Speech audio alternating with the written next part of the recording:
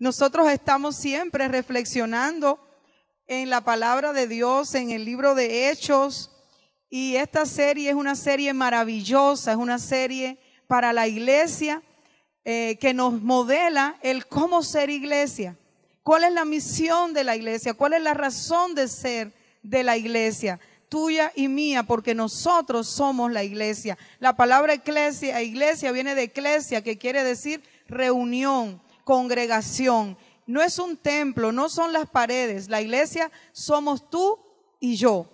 Y había un hombre, como joven, americano, hace muchos años, en el año 1956, un poquito antes, porque él falleció asesinado en Ecuador por unas tribus que estaban allí cuando este joven llamado Jim Elliot fue a llevar el mensaje de salvación a unas tribus que no conocían de Dios. Y Dios había inquietado el corazón de este hombre, de este joven, para que él le dijera a aquella tribu que Dios le amaba mucho. Porque un día vamos a estar delante del trono de Dios. Y como tú y yo hayamos respondido a ese gran amor que se nos ha revelado una y otra vez, un día tú y yo vamos a estar allí delante de Dios, delante del que te creó, que pensó en ti, y vamos a responderle a Él. Jim Elliot le dijo al Señor: heme aquí, envíame a mí. Yo creo tu amor, yo creo tu sacrificio. Yo no me lo quiero quedar solo para mí. La maravillosa bendición de tener vida y vida eterna. Y él fue, y tiene una frase célebre que se le atribuye a él, pero realmente él la tomó de un sermón de otro pastor y la parafraseó así, de esta manera: no es tonto el que da lo que no puede retener para ganar lo que no puede perder. Parece un trabalengua, pero lo voy a repetir otra vez. No es un tonto el que da lo que no puede retener. ¿Qué cosas son las que tú y yo no podemos retener? Dime, ¿tú puedes retener tu vida? Si tú ya descubriste cómo hacer eso, avísame, a ver. Pero yo no quiero aprender a retener mi vida. Yo ya sé que si yo quiero tener vida, dice que tengo que perderla por causa del Señor. Entonces, nuestra vida, nuestro tiempo, nuestros días están contados. Y nosotros fuimos creados con un propósito. Y tú y yo no podemos decir hasta aquí o hasta allá vamos a vivir. Nosotros no podemos retener nuestra vida. Dice que entonces no es un tonto el que no puede retener, el que no quiere retener aquello. Dice el que da lo que no puede retener. ¿Para qué? Para ganar lo que no puede perder. Cuando tú y yo damos aquello que no podemos retener, nuestra vida, para ganar lo que no podemos perder, que es la comunión con Dios, es tener la salvación asegurada, que Él nos da, que es un regalo, que es por gracia, que es por fe. Eso es maravilloso. Eso es maravilloso. Y este joven lo dijo y lo vivió en su vida. Él creyó en Dios y él ofreció su vida para Dios. Hay maneras que tú y yo vamos a tener la oportunidad de dar nuestra vida para Dios. ¿Cómo? Dando tu tiempo, tu compromiso. Todas las semanas estamos hablando de eso, ¿verdad? Porque eso es lo que nos enseña la fe cristiana. Que Dios tomó la iniciativa, que Él se entregó por nosotros y que nosotros le respondemos a Él en fe, en obediencia, y esa fe se demuestra con acciones. No es que estemos aquí todos los perfectos, todos los que tenemos vidas que parecemos ángeles, no.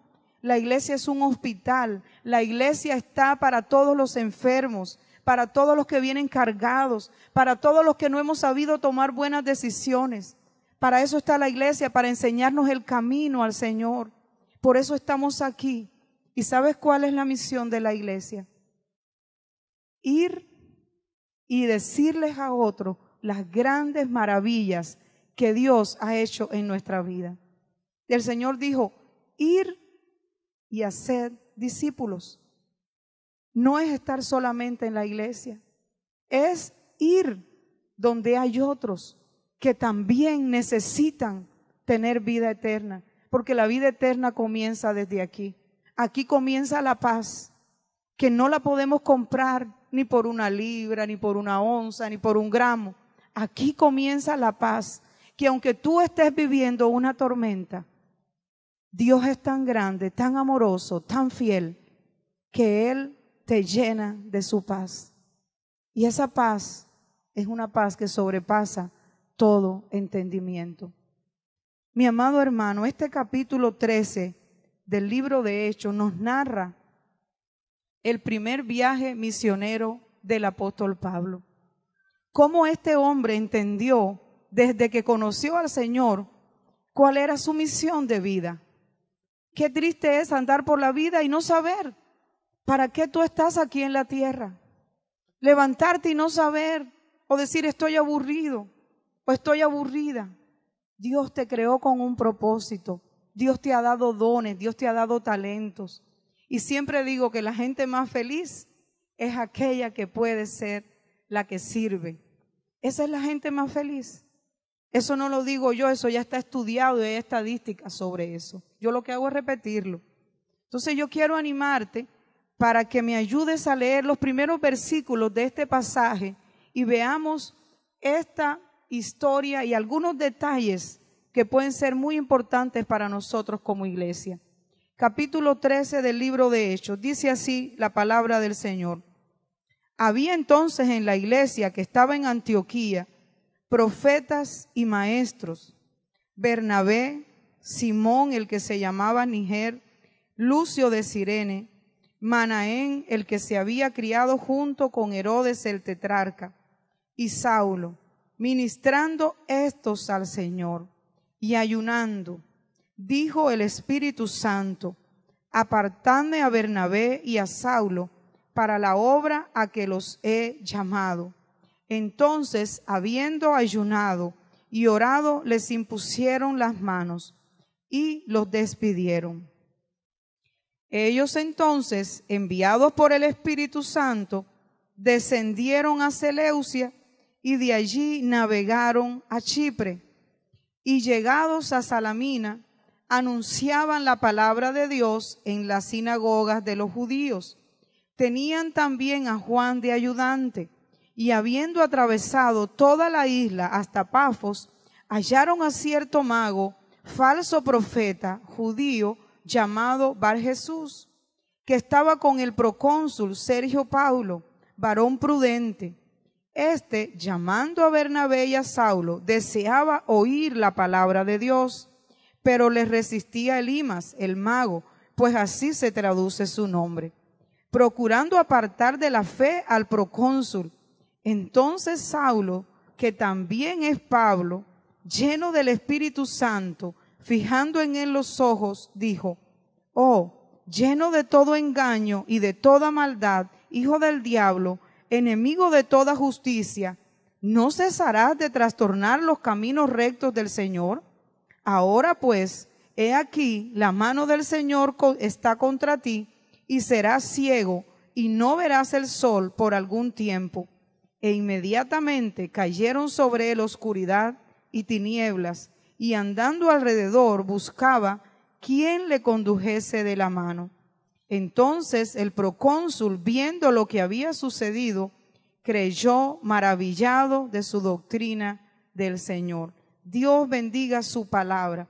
Yo le voy a pedir a Camilita que me ayude con el mapa que tenemos allí, porque ahí nosotros miramos cómo este hombre, Pablo, que era un perseguidor de la iglesia, un día tiene un encuentro maravilloso con Dios y lo primero que le dijo fue: Señor, ¿qué tú quieres que yo haga? Se rindió a él y Dios lo había dejado ciego. Dios le habló de una manera hermosa, fuerte, y Dios lo mandó a entrenarse con otro líder de la iglesia. ¿Cuántos se acuerdan de ese pasaje que lo estuvimos estudiando aquí también? Y ahora es maravilloso ver que unos años después, aquel hombre que dispuso su vida, que era uno solo, porque Jesús cuando estuvo en la tierra no llamó a muchos hombres, caminó con 12 discípulos y algunas discípulas, y con ellos cambió la historia de la humanidad. Y está Pablo ahora comenzando su ministerio, y está Pablo ahora haciendo que el evangelio crezca y salga a toda la región donde él vivía.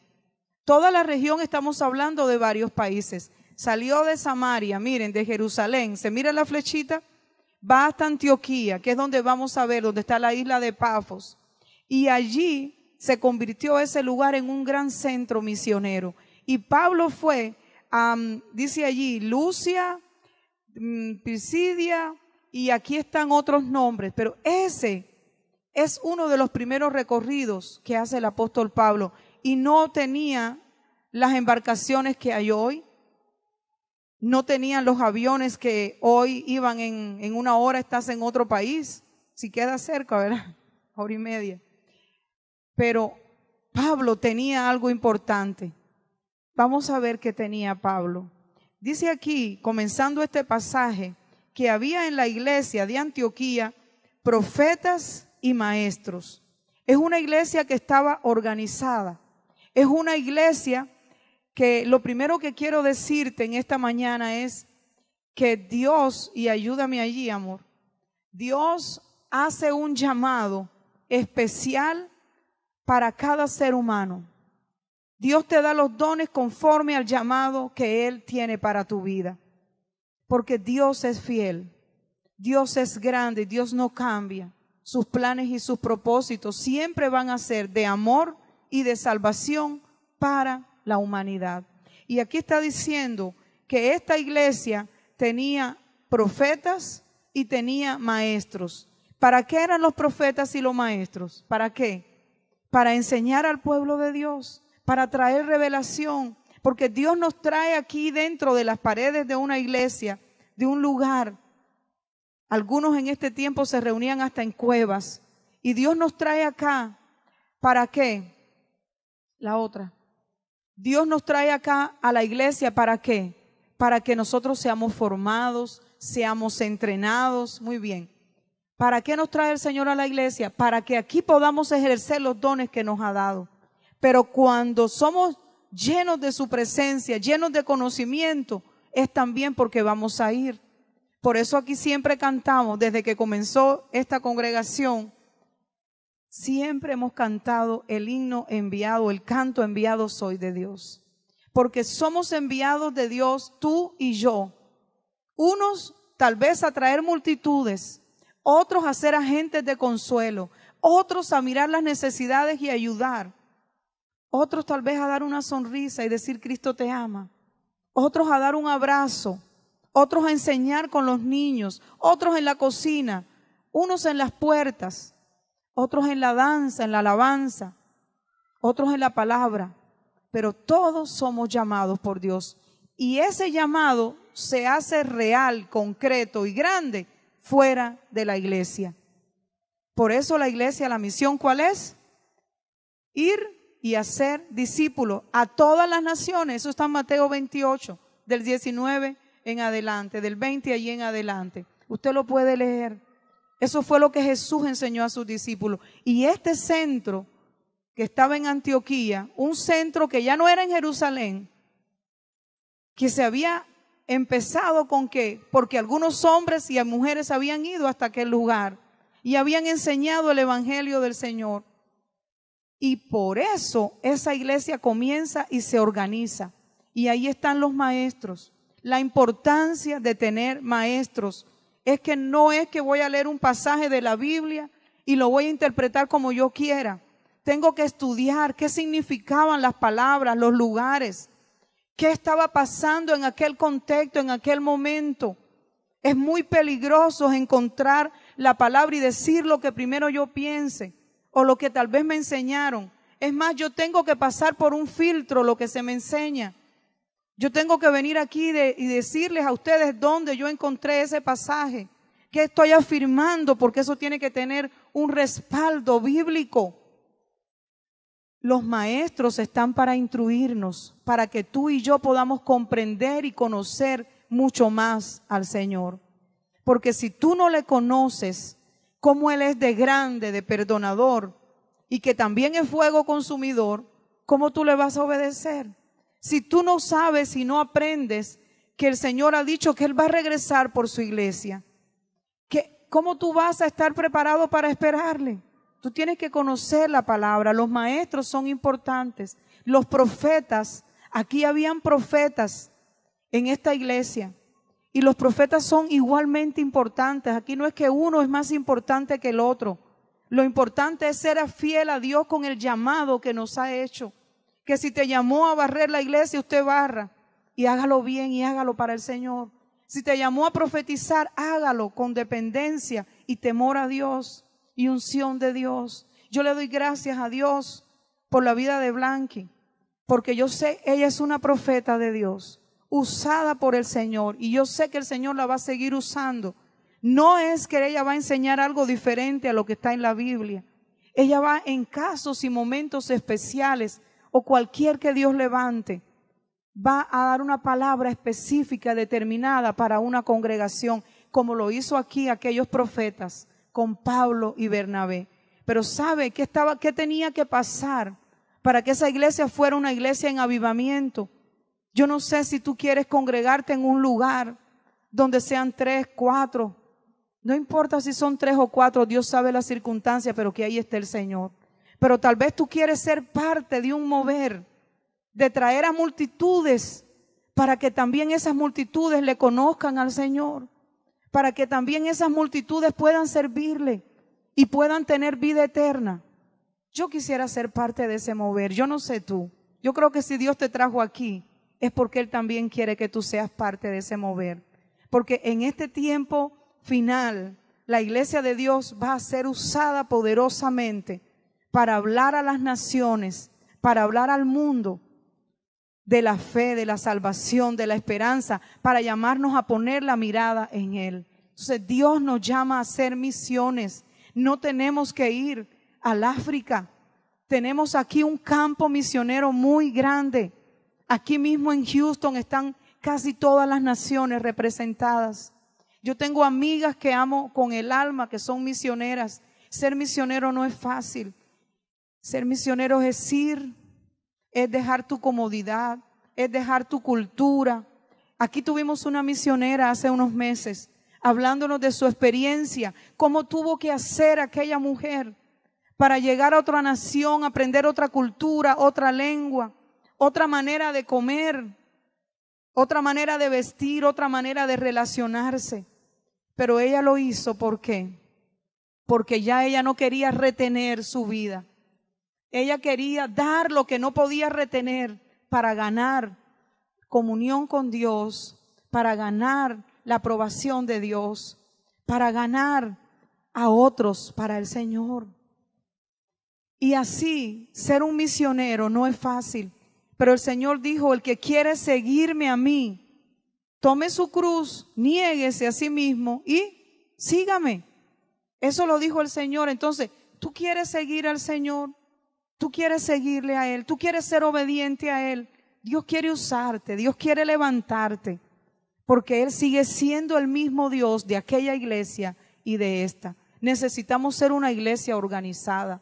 No es solamente ponerme el color amarillo, es ser una iglesia que no es fácil para usar el color amarillo, porque tienen una pastora exigente. Hay que venir más temprano, hay que orar más, hay que ayunar más, hay que estudiar más, hay que esforzarse más. Pero esta iglesia de Antioquía creció y fue un centro de avivamiento mundial del evangelio porque era una iglesia organizada, una iglesia que buscaba, dice, ministraban a Dios. ¿Qué es ministrar a Dios? Lo que tú y yo hemos hecho en esta mañana. Cantar al Señor, decirle, Señor, te necesito, ven a mi vida, sana mis heridas. Ayúdame, dame fuerzas, porque ¿cuántos aquí vivimos un día a la vez? ¿Cuántos? Yo sigo viviendo un día a la vez, como aquel canto. ¿Cuántos se acuerdan? Si se acuerda es porque ya pasó de cierta edad. No es cierto. Tal vez se lo está joven y se lo enseñaron. Entonces, un día a la vez seguimos viviendo, porque es por gracia de Él, para la gloria de Él. no es por nuestros méritos. Amado hermano, el llamado de Dios a las misiones es para todos nosotros, porque ese es el llamado de Dios para la iglesia. Y yo no sé si tú estás listo, si estás lista, pero no hay tiempo que perder. ¿Sabe quién fue el primer misionero? A ver si usted me ayuda. ¿Quién usted cree que fue el primer misionero? ¿Quién dejó todo para hacerse de otra cultura? ¿Quién? Jesucristo. Muy bien, hermano Nan. Dios lo bendiga. Regálele un aplauso aquí al hermano Nan. Está pilas puestas. Yo pensé que él no estaba oyendo allá, pero sí. Él fue el primer misionero. ¿Estaría bien Jesús en el cielo, sí o no? Me pregunto yo, te pregunto a ti. ¿Lo tenía todo el Señor? ¿Por qué dejó todo? ¿Por qué dejó su trono? Para venir a que lo humillaran, que lo maltrataran, que lo dejaran solo, que no le creyeran, que lo injuriaran. Un amor tan grande que ni siquiera podemos describir es lo que lo motivó a él para dejar todo, la obediencia al Padre y venir y hacerse como uno de nosotros, con tantas limitaciones, con tantas pequeñeces. Y por su gracia, por su amor.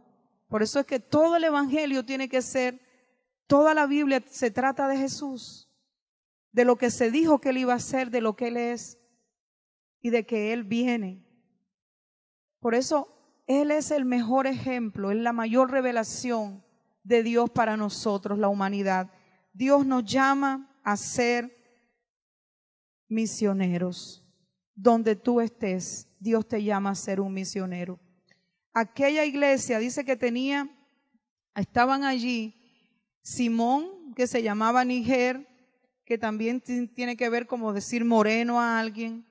Es una iglesia que estaba con Manaén, Lucio de Cirene. Se cree que este fue el que ayudó a cargar la cruz de Jesús. En Manaén dice el que se crió junto con Herodes tetrarca, el que mató a Juan el Bautista, el que participó en parte del juicio contra Jesús.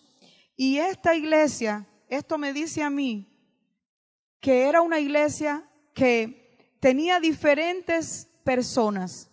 Una iglesia donde habían personas que se habían criado con los políticos. Estaba Pablo y Bernabé. Bernabé venía del linaje de los levitas. Pablo había estudiado la ley hasta en altos grados.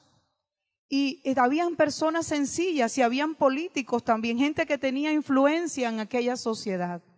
Y allí todos convergían.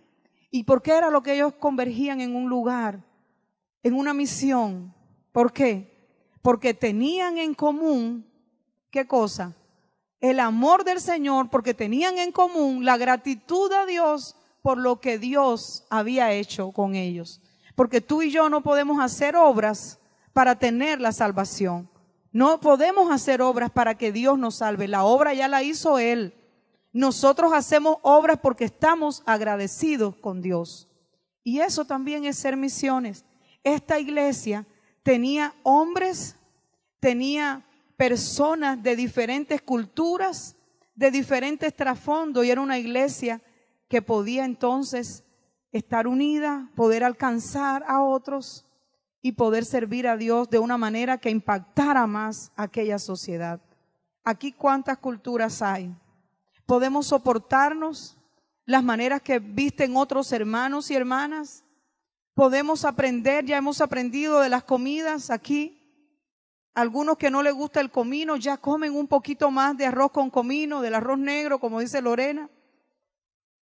Otras maneras de hacer el pollo, otras maneras de relacionarnos.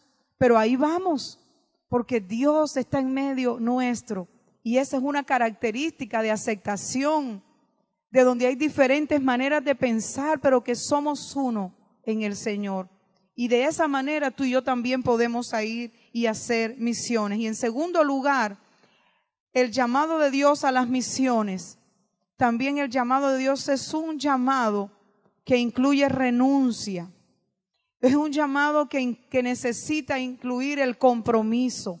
Esta gente dice, estaban ministrando al Señor en el versículo 2 y estaban ayunando. ¿Sabe qué es el ayuno? Es abstenerte de alimentos. Aquí tenemos un día establecido por si usted no lo sabía, pero usted puede hacerlo cualquier día. Los miércoles nosotros hemos destinado ese día para hacer un tiempo de abstenernos de alimentos. Hay otros hermanos que no se abstienen de alimentos, pero se abstienen de ver las redes sociales, se abstienen de otros placeres y están ayunando. Están haciendo un sacrificio, se están negando a sí mismos. Hermanos, el llamado de Dios incluye renuncia. Renuncia de ti. Tú no tienes permiso para devolverle a otros mal por mal. Tú no tienes permiso para guardar rencor. Tú no tienes permiso para decir no voy a perdonar. Esa es una renuncia, es una vida de renuncia. Porque Dios quiere que tú y yo podamos perdonar, podamos creerle, podamos servirle, pero que lo hagamos con un corazón transparente, con un corazón que le diga, Señor, no es en mi fuerza, sino en las tuyas. Yo no sé si tú estás dispuesto a renunciar, pero esta gente, estos hermanos, tuvieron que renunciar a mucho, a su tiempo, a sus prioridades. Yo no sé si tu prioridad es tu casa, tu carro, tu familia.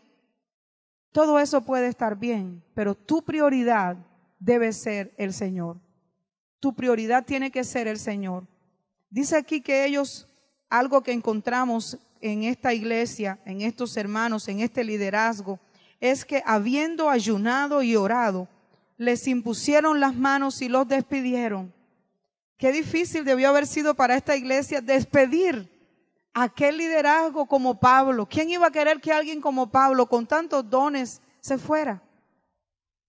Pero ellos, dice, ayunaron, oraron, les impusieron las manos y los enviaron. Pero ¿sabe por qué? En el mismo versículo 2 dice, el Espíritu Santo le dijo, debe haber sido por medio de los profetas que estaban allí, apartadme a Bernabé y a Saulo para la obra a que les he llamado. Mi amado hermano, mi amada hermana, esta gente no se mandaba a sí mismo. Había un orden allí. El Espíritu Santo es el dueño de la iglesia. El Espíritu Santo es el que debe dirigir la iglesia. Y mucha gente me dice, yo voy a servir a Dios de mi manera. Yo voy a hacer las cosas. Sí, pastor, está bien, pero yo no puedo este día, yo lo voy a hacer de otra manera. Y entonces Dios pone a los líderes, ¿para qué? Para que te guíen, para que tengamos un compromiso, para que puedas renunciar a muchas cosas que tal vez tú tenías en primer lugar. Esta semana fuimos a repartir invitaciones para la iglesia. Esta semana estuvimos en algunos complejos de apartamentos, diciéndole a la gente, Dios te ama. Ven a Cristo ahora que hay tiempo. Y ese fue nuestro mensaje. Pero ¿cuántos de los que ya le hemos dicho han hecho parte de ese grupo y de ese equipo de ir al complejo de apartamentos donde tú estás asignado? Y si no estás asignado en ningún lugar, pregúntame. Vamos a buscarte un lugar para que tengas la oportunidad de servir, para que tengas la oportunidad de llevarle el evangelio, la buena nueva a otro. Queremos estar organizados. No queremos darle cuentas a Dios de que porque sí. Hay personas que dicen, voy a predicar aquí y no importa que aquí haya estado otra iglesia trabajando. No es así, mi hermano. Cuando nosotros nos encontramos a alguien, y ahí están algunas hermanas de testigos, ¿sabe qué es lo primero que yo le digo? Mire, si no se está congregando en ningún lugar, venga con nosotros. Pero si alguien me dice que se está congregando en otra iglesia, yo le digo que Dios lo bendiga. Quédese allí, sírvale allí. No le voy a decir a nadie que venga para acá.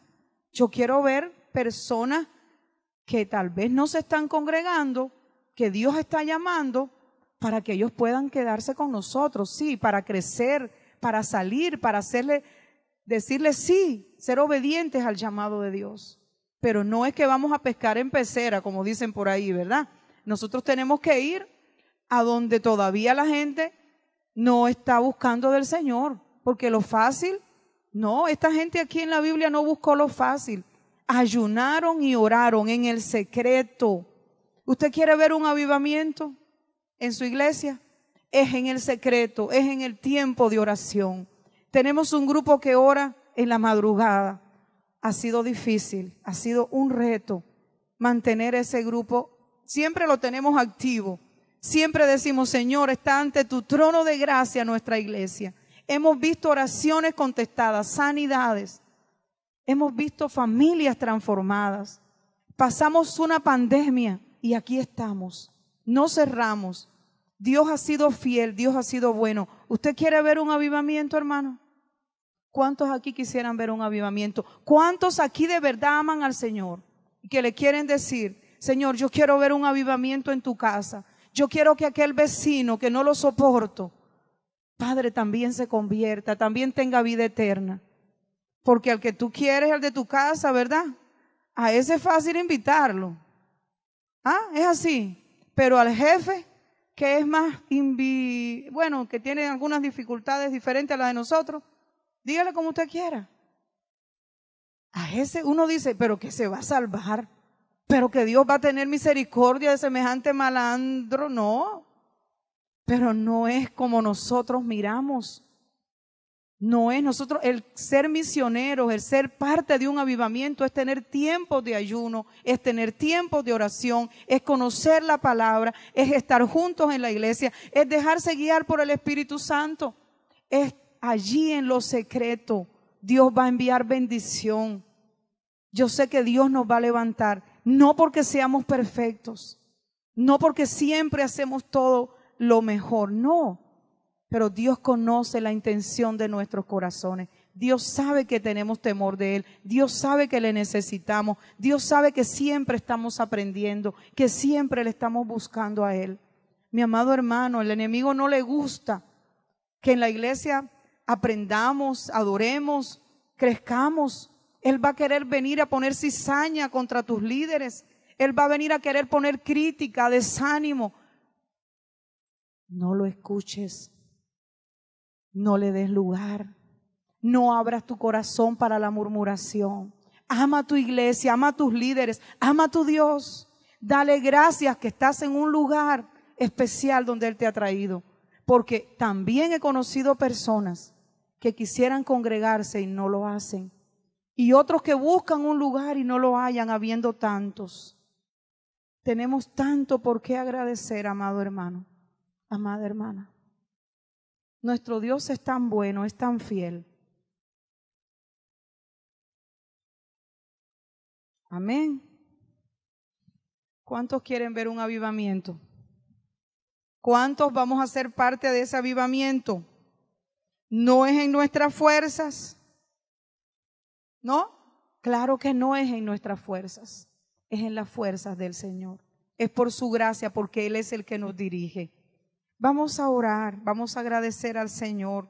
El llamado de Dios es para hacer misiones. ¿Para quién? Para Jessica, para Lourdes, para Mari, para Cristal. Sí, el llamado de Dios es para todos, para Jaimari también. Para todos, para Hilda, para los pastores, para los que tal vez no he mencionado, para los que están delante y los que están atrás, para esos niños que estaban celebrando allí en un aula unos cumpleaños hoy, el de Cristian también y Hexer. Están celebrando cumpleaños. Qué bueno que podemos ser una iglesia que celebre, que podemos ser un grupo donde tenemos hermandad, donde tenemos comunión, donde nos preocupamos por otros. Mi amado hermano, eso es hacer misiones. Aquí nos formamos, recibimos, el Señor nos llena, nos ministra. ¿Para qué? Para ir. El llamado de Dios es un llamado a la renuncia, es un llamado al compromiso, a invertir tiempo, invertir finanzas, invertir tu servicio. Ayer los hermanos de Nicaragua, ahí estaban cocinando un delicioso pollo. Así que voy a decir los hermanos porque ahí vamos todos. Alvin decía, Si queda bueno, yo voy a decir que fui yo, y si no queda tan bueno, voy a decir que fue la pastora Itania. Pero no, yo ahora estoy diciendo los hermanos de Nicaragua. Entonces, estaba también Jordanka haciendo el arroz por otro lado, ahora tempranito. Nosotros algunos durmiendo y ella haciendo el arroz. Y mi hermana Jensi haciendo ensalada deliciosa. Jensi no, es que como estoy mirando para acá, mi hermana Gracie. Hermanos, son bendiciones, son oportunidades de servicio. No creas que eso es algo poco, eso es algo grande delante de Dios. Dios se agrada de ti.